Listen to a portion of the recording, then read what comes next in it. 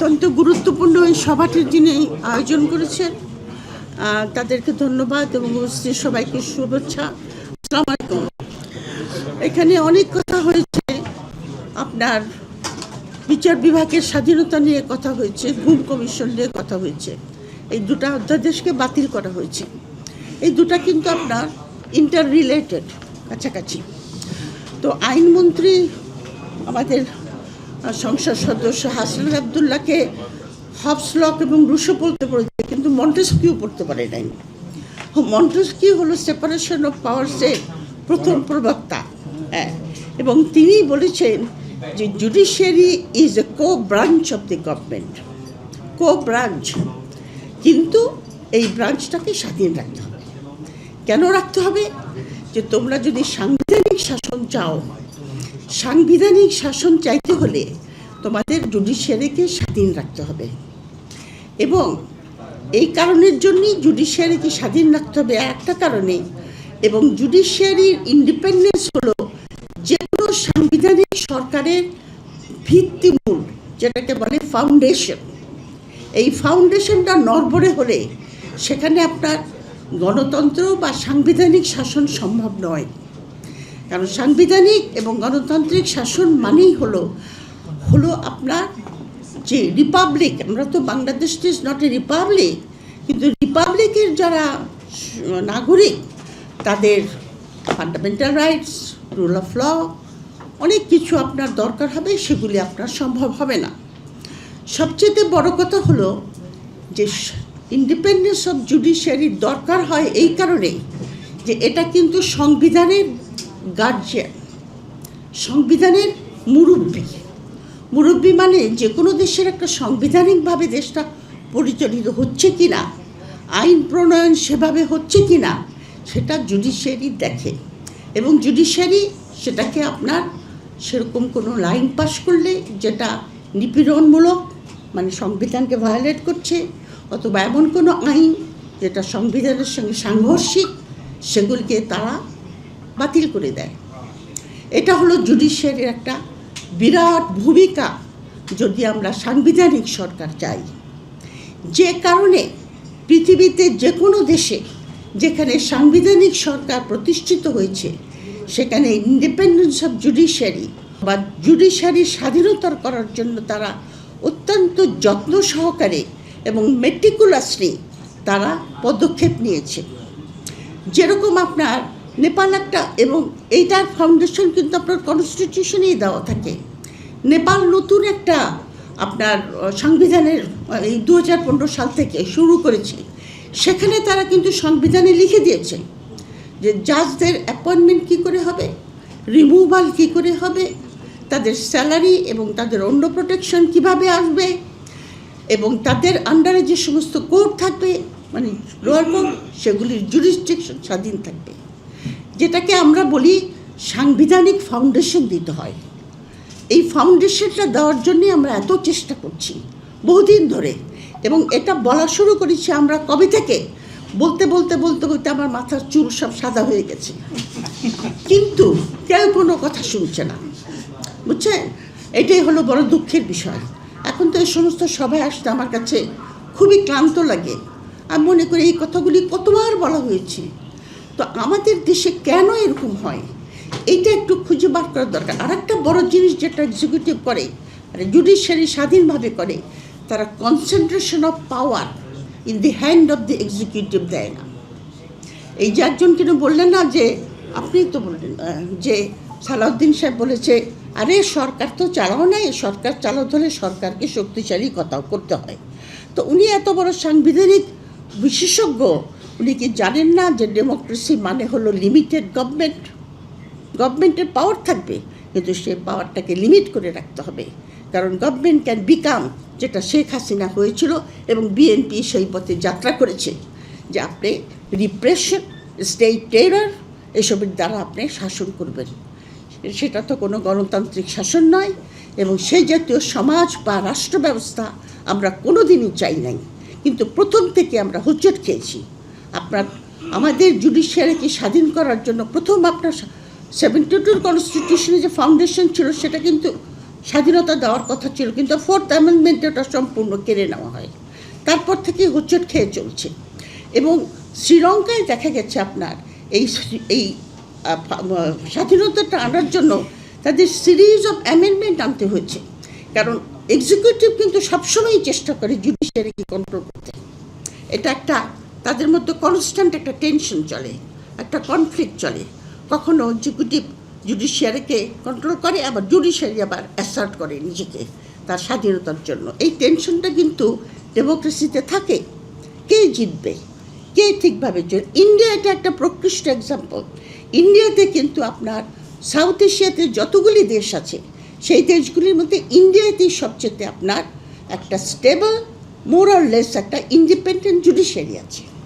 এবং এখানের কারণটা ঘটেছে যে ইন্ডিয়াতে আপনার ফাউন্ডেশনটা সংবিধানে দেওয়া হয়েছে, এবং সেখানে জাজদের প্রোটেকশনগুলিকে আপনার সংবিধান যে বলেছে যে জনগণের টাকা দিয়ে সচিবালয়ের বেতন দেবে না, সে সংবিধানের কিছুই জানে না।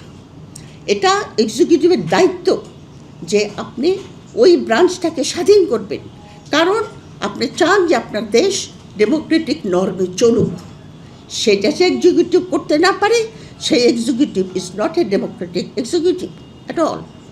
তো এখন ইন্ডিয়াতে আপনার কোর্ট ওটা অ্যাসার্ট করে, এবং এখানে আপনার কোর্ট এবং এক্সিকিউটিভ মিসেস ইন্দিরা গান্ধী যখন এমার্জেন্সি ডিক্লেয়ার করেছিলেন তখন কিন্তু উনি চেষ্টা করেছিলেন জুডিশিয়ারিকে কন্ট্রোল করার জন্য, কিন্তু জুডিশিয়ারি অ্যাসার্ট করেছে। জুডিশিয়ারি অ্যাসার্ট করে বলে দিয়েছিল যে ইন্দিরা গান্ধীর ইলেকশন ওয়াজ ইলিগাল। উনি ঠিকমতো, যে কারণে ওনার প্রাইম মিনিস্টারগিরি চলে গেল এবং উনি আপনার কী বলে ওটাকে ইলেকশন দিতে বাধ্য হলেন। সুতরাং একটা দেশের মধ্যে আপনার কতগুলি প্রতিষ্ঠান গড়তে হলে আপনার অনেক কাঠখড় পোড়াতে হয়। সেখানে যে শুধু আপনার যারা রাজনীতিবিদ তাদের আপনার ঐকান্তিক ইচ্ছার দরকার হয় তাও না, সেটার সঙ্গে আপনার বাংলাদেশের ইন্টালেকচুয়াল, বাংলাদেশের অ্যাকাডেমিশিয়ান, বাংলাদেশের সিভিল সোসাইটি, বাংলাদেশের মিলিটারি, ব্যুরোক্রেসি সবার একযোগে কাজ করতে হয়। আমরা সেই কাজটা করি নাই। সেইভাবে না করার দরুন আমরা আজকে এইখানে এসে দাঁড়িয়েছি। সুতরাং আরেকটা কথা বলে আমি শেষ করব, সেটা হলো যে এই ওটা কি গণভোট অধ্যাদেশ বাতিল করার ব্যাপারেও সালাউদ্দিন সাহেব অনেক আপনার সংবিধানের দেখিয়েছেন। Supremacy of the parliament, parliament সব কিছু করবে, পার্লামেন্টের অসীম ক্ষমতা। এখন সুপ্রিমেসি অব দি পার্লামেন্টের ডক্ট্রিনটা এসেছে আপনার ইউকে থেকে, কারণ ইউকেতে তো কোনো সংবিধান নাই। ইউকেতে কিন্তু পার্লামেন্টই সংবিধান রচনা করেছে, কারণ বিভিন্ন ধরনের স্ট্যাটু, নর্মস, কনভেনশন দিয়ে ওদের কোনো রিটেন সভারেন একটা কথাই আছে যে English parliament can do anything excepting making a man a woman. তো এখন অবশ্য সেটাও সায়েন্সের দ্বারা হয়। তো যাই হোক, কিন্তু ওইটা কথা ছিল আর কি, সুপ্রিমেসি অব দি পার্লামেন্ট। কিন্তু দেখেন জনমতকে সেই পার্লামেন্টও কতখানি আপনার, কারণ ওখানে কোনো গণভোটের যে ভার্ডিক্ট সেটা কিন্তু লিগালি বাইন্ডিং না অন দি পার্লামেন্ট ইউকেতে। কিন্তু যখন ব্রেক্সিটের গণভোট হয়েছিল তখন যারা ছাড়তে চেয়েছিল ব্যক্তি, তার মধ্যে 3% ভোটের দ্বারা জিতেছিল, কিন্তু পার্লামেন্ট কিন্তু সেই ভার্ডিক্টটাকে অনার করেছে। কারণ আপনি যখন যেখানে সুপ্রিমেসি অব দি পার্লামেন্ট থাকে, এটা ক্লাস লেকচারের মতো হয়ে যাচ্ছে, আমি সরি, তো যেখানে থাকে সেখানে কনস্টিটিউয়েন্ট পাওয়ার যেটা আপনার জনগণ, সেটা ডরমেন্ট থাকে। কিন্তু ওই জনগণ কিন্তু জেগে উঠে মাঝে মাঝে তার মতামত দেয়, এবং যদিও এটা নট লিগালি বাইন্ডিং, পার্লামেন্ট সেটা মেনে নেয়। তো সালাউদ্দিন সাহেব কেন এই কথা বলছে? আর বিশেষত বাংলাদেশের পার্লামেন্ট, বাংলাদেশে কিন্তু সুপ্রিমেসি অব দি পার্লামেন্ট নাই, বাংলাদেশ হলো সুপ্রিমেসি অব দি কনস্টিটিউশন। ওটা একটা ডিফারেন্ট কনস্টিটিউশনাল থিওরি। যে উনি একজন বলেছিল যেখানে সংবিধানে গণভোট নাই, কিসের গণভোট? সুতরাং এটা কনস্টিটিউশনাল থিওরি। কিন্তু এখানকার যে পার্লামেন্ট আমাদের হয়েছে, এই পার্লামেন্টে কি রেগুলারভাবে এসেছে? যে একটা প্রসেসের ভিতরে বহুদিন ধরে একটার পর একটা পার্লামেন্ট, একটা এস্টাবলিশ ইনস্টিটিউশন, এটা একটা গণ অভ্যুত্থানের মাধ্যমে একটা পার্লামেন্ট এসেছে। সেই পার্লামেন্টের এত দাপট কিসের? আর কনস্টিটিউশনাল থিওরির ব্যাপারেও আপনি জনগণের মূল্যকে যদি আপনি না দেন, তাহলে সেই দেশের ডিস্টেবিলিটি যেটা অলরেডি শুরু হয়েছে, রাস্তাঘাটে এখন যে মিছিল প্রসেশন, আপনি চিন্তা করেন আমরা যে কত একটা হতভাগ্য জাতি। আজকে ইরানে আপনার আমেরিকা ইসরায়েলের আক্রমণের ফলে, ইরানের যুদ্ধের ফলে সমস্ত বিশ্বে আপনার অর্থনৈতিক স্থবিরতা দেখা দিয়েছে। এমনকি উন্নত দেশগুলিতেও কনস্ট্যান্টলি আমাদের কথাবার্তা হয়, সেখানে তারা সবাই ভীত যে কোন দিকে চলে যাচ্ছে, কারণ একটা নতুন বিশ্ব ব্যবস্থার জন্ম নিচ্ছে এই যুদ্ধের পরে। আর আমরা এখন পর্যন্ত ডিবেট করছি যে জুলাই সনদকে আমরা অ্যাকসেপ্ট করব কি করব না, সংবিধানকে আমরা মাথায় তুলে রাখবো। সংবিধান তো মানুষের জন্য। এখন কথা হলো যে এই যে ডক্টর সালাউদ্দিন সাহেব, উনি যে এত বড় সাংবিধানিক এক্সপার্ট হয়ে আসলেন, তো উনি এই সমস্ত থিওরি কোথা থেকে পেয়েছেন? ওনাকে তো সেই প্রশ্নের উত্তর জবাব দিতে হবে ওনাকে। উনি কেন, আর একটা প্রশ্ন আমার কাছে সালাউদ্দিন সাহেবের কাছে, যে উনি কি এগুলি ডেলিবারেটলি করছেন আমাদের দেশে একটা গণ্ডগোল তৈরি করার জন্য? বুঝে শুনে করছেন? ডেলিবারেটলি করছেন? কেন করছেন? এই রহস্য আমাদের বের করতে হবে। কারা এর পিছনে আছে তাকে এইভাবে মোটিভেট করার জন্য? কারা পিছনে আছে?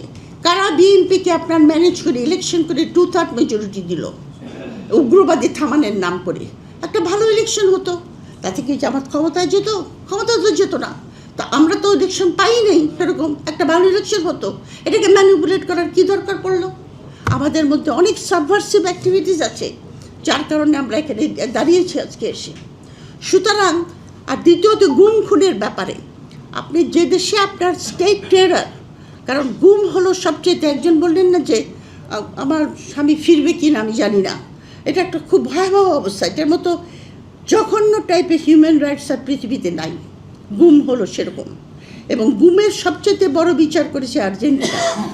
আর্জেন্টিনাতে 10 বছর যে মিলিটারি রুল ছিল, তারা প্রায় 30,000 লোককে গুম করেছিল।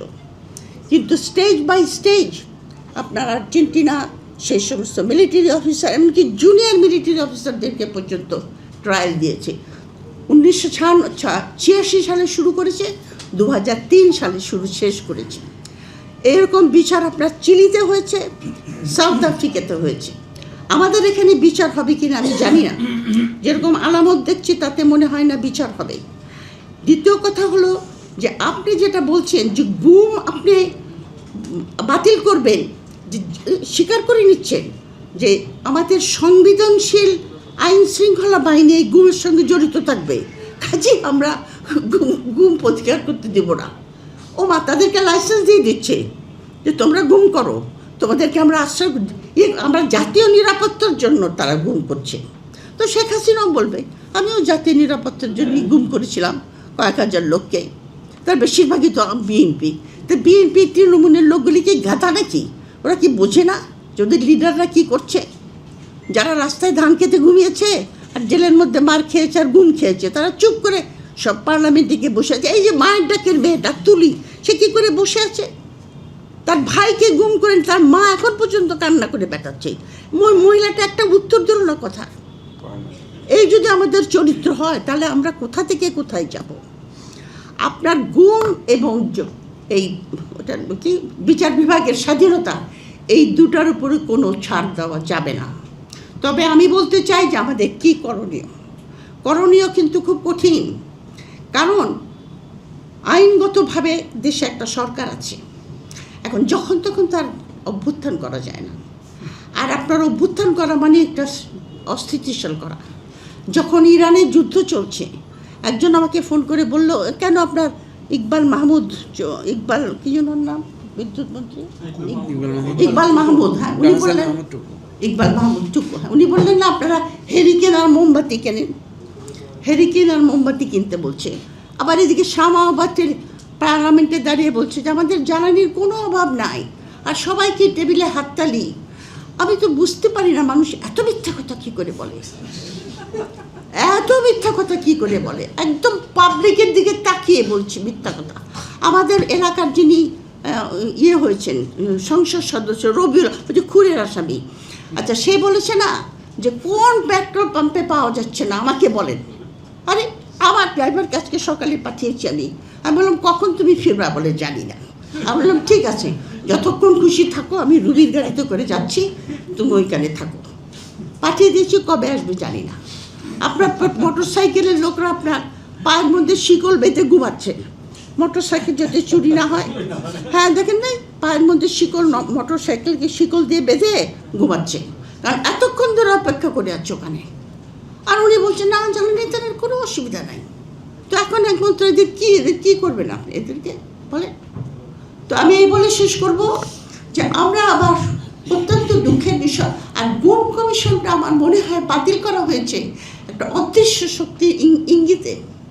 কারণ অদৃশ্য শক্তির কিছু লোক কিন্তু এখন ট্রায়ালে আছে, যারা ওই যে সবুজ বাসে করে যাতায়াত করে, কারণ তাদের এসি আমার হয়, তাদের নাকি উর্দির অপমান হয়, হ্যাঁ উর্দির নাকি অপমান হয়। উর্দির তো ব্যাপারে তো ছাড়া পড়া উচিত, সত্যিকারের কথা। কারণ আপনার যে দেশে আর্মি নিজের দেশের লোক হত্যা করে, তারে আবার কিসের আপনার তাকে আপনি কিসের ইয়ে দেবেন, ইন্ডেমনিটি দেবেন? এদেরকে সবগুলিকে আপনার জামিনে ছেড়ে দেবেন। এই জন্য আপনার গুম কমিশনকে বাতিল করেছে। এটার মধ্যে একটা বিএনপির সঙ্গে একটা সমঝোতা আছে বলে আমার বিশ্বাস। আমি রং হতে পারি, যাই হোক। অত্যন্ত ডিসঅ্যাপয়েন্টিং, বিশেষ করবো ডিসঅ্যাপয়েন্টিং কথা বললাম। তবে আমাদের করণীয় কি, আমি সেই সাজেশন দিতে পারছি না আনফর্চুনেটলি, কারণ জানি না, আমরা সত্যি একটা ভীষণ বিপদে আছি। ধন্যবাদ।